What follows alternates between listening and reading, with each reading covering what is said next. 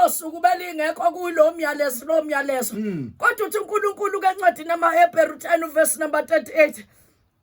uNkulunkulu akhuluma ngalo ekseni uthi kepha olungileyo uyaphila ngokholo abesethi kepha uma nihlehla nyovana athi umphefumulo wami awuthokozi ngaye besethi verse number 39 athi kepha thina asibona bokuhlehla case closed elamaya hanaya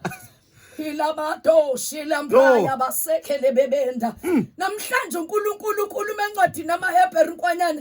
uthi olungileyo uyaphila ngokholo okusho ukuthi ukholwa kuyaphileka ngakho okusho ukuthi ukholwa kubona okunqoba izimpi kuphela kodwa ukholwa kuyaphileka ngakho kodwa iqualification yokwazi ukuphila ngakho amukela ukulunga okuvela enkosini manje asebenzeli kanti ukholwa kuyasebenza kodwa kwanyane kolungileyo awuvele kwanyane ulunge kodwa uhlangana nomdala kuneyinsuku ayilungile impilo yomuntu ingena Jesu lithi iBhayibheli abakwazi ukuphila ngalento abalungileyo wathi kusena ngimemezele bese kuba khona iclass lesibili abathe mabehamba badibana nezimpi basebehlehla nyovana kwanyana babalekanga kodwa bahlehla nyovana okusho ukuthi khona into abayibonile yabathusa khona into abasebehlehla nyovana usethi uNkulunkulu angithokozi ngalabo abahlehla nyovana sibulawa yini ekholweni sibulawa yilabo bantu kwanyana khona abantu abahambe noNkulunkulu bahluleka ukubekezelela uhambo lendlela bahluleka ukubekezelela uNkulunkulu ngoba uThixo kunezimo akufaka kuzona base bayahlehla nyovana ngenkathi bahlehla nyovana bahlangana nabanye babatshela imessage engaphelele olamahana usethi ku verse number 39 kwanyana sengivala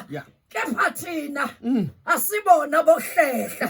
bathi sidlula ezintweni ezinzima kodwa ngaye siyanqoba yini kwenza ukholo ungasebenzi ukuthi asibona bokuhlehla yini kwenza ukholo impilo yakho ingahambi kahle ukuthi asibona bokuhlehla yini kwenza uma evangelini ukuthi asibona abokuhlehla lalala kusena ngathi ungatshela isimo ukuthi uchallenge umuntu wrong asibona thina bokuhlehla that says the Lord and declare sene ukuthi noma ngabe ubhekene nani kahlehla ula adala prekesuli yamahanaya yaphileka ngokholo yakuyahambeka ngokholo yasiyanqoba ngokholo kholo kuyakwazi ukuletha icross endlini kholo kuyakwazi ukondla kholo kuyakwazi ukugcina kholo kuyakwazi ukuphakamisa kholo kuyakwazi ukuvulela iminyango kodwa olungileyo uyaphila ngokholo asingahlehla sithandaze kuseni asingahlehli Lord ukuthi iBhayibheli uyakudescribe nalokuhlehla uthi bahlehla nyovana okusho ukuthi inkwanyana isitha sibabeka umuntu esiphongweni sithi niyamazi noJesu ngenxa yovalo nangenxa yokusaba bahlehla kancane kancane kancane uhlehlelani phindela ezintweni awakhishwa kuzona musukuhlehla kodwa hamba naye musukuhlehla kodwa ima kuye musukuhlehla kuseni kuzamazulu amamesa athi khona bahlehla nyovana